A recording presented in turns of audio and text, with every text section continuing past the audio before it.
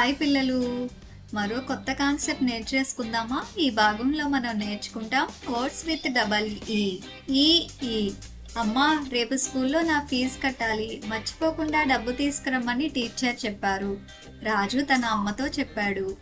పిల్లలు, ఫీ అనే ఈ పదం మనం తరచూ ఉపయోగిస్తాం. ఈ పదం యొక్క స్పెల్లింగ్ FEE. మీరు అడగవచ్చు, ఈ పదం యొక్క స్పెల్లింగ్ FEE ఎలా అవుతుంది అని. ఎందుకంటే మనం పదాలను ఉచ్చరించడం నేర్చుకున్న ప్రకారం FEE ఉచ్చారణ ఏ కావాలి, కానీ కాదు పిల్లలు.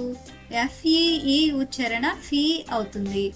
పిల్లలు, డబల్ ఈ యొక్క ఉచ్చారణ ఏ కాదు, అది ఈ అవుతుంది.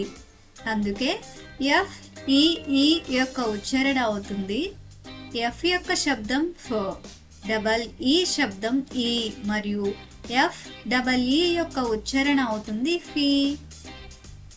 గమనించండి, మరొక పదం చూద్దాం. పదం JEEP. పిల్లలు, ఈ పదంలో కూడా డబల్ ఈ వచ్చింది, మరియు మనం డబల్ ఈ యొక్క శబ్దం ఈ అని మనం నేర్చుకున్నాం. అందువల్ల JEEP యొక్క ఉచ్చారణ అవుతుంది. J యొక్క శబ్దం జ, డబల్ ఈ యొక్క శబ్దం ఈ, మరియు P యొక్క శబ్దం ప. అందువల్ల JEEP యొక్క ఉచ్చారణ అవుతుంది జీప్. పిల్లలు, రాజు నన్నిలా అడిగాడు, మ్యామ్, డబల్ ఈ యొక్క శబ్దం ఈ అవుతుంది, కానీ ఐ యొక్క శబ్దం కూడా ఈ అవుతుంది. పిల్లలు గమనించండి, డబల్ ఈ యొక్క శబ్దం ఈ మరియు ఐ యొక్క శబ్దం ఈ. పదాలు చూద్దాం. SEEM. ఈ పదం యొక్క ఉచ్చారణ అవుతుంది సీమ్, మరియు SIM యొక్క ఉచ్చారణ అవుతుంది సిమ్. మరొక రెండు పదాలు చూద్దాం. ఆ పదాలు PEEN.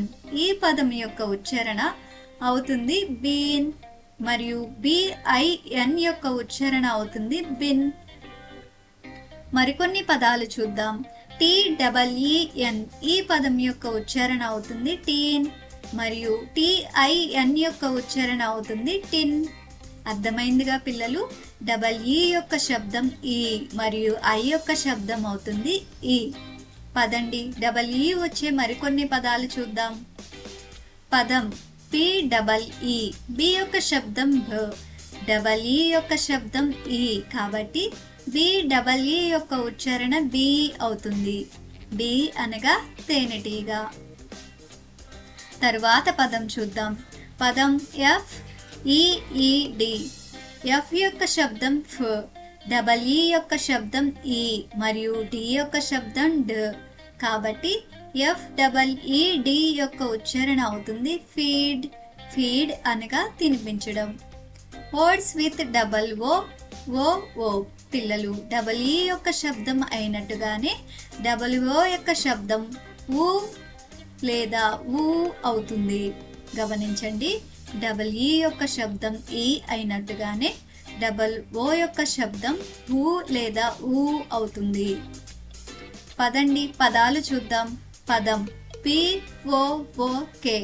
బి యొక్క శబ్దం భ, డబల్ ఓ యొక్క శబ్దం ఉ, మరియు కే యొక్క శబ్దం ఖ, కాబట్టి POOK యొక్క ఉచ్చారణ అవుతుంది బుక్.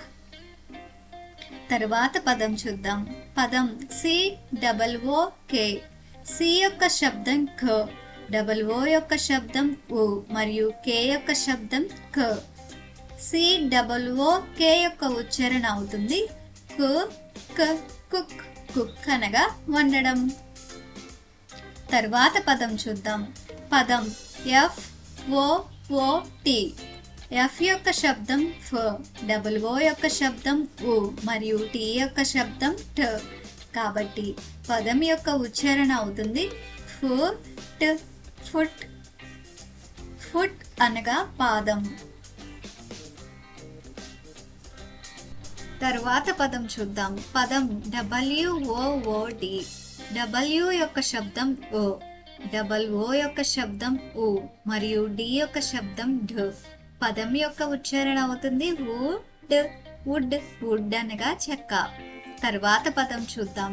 పదం ఎం ఓ ఓ ఎన్. ఎం యొక్క శబ్దం డబుల్ ఓ యొక్క శబ్దం ఊ మరియు ఎన్ యొక్క శబ్దం న. పదం యొక్క ఉచ్చారణ అవుతుంది మూన్. మూన్ అనగా చందమామ.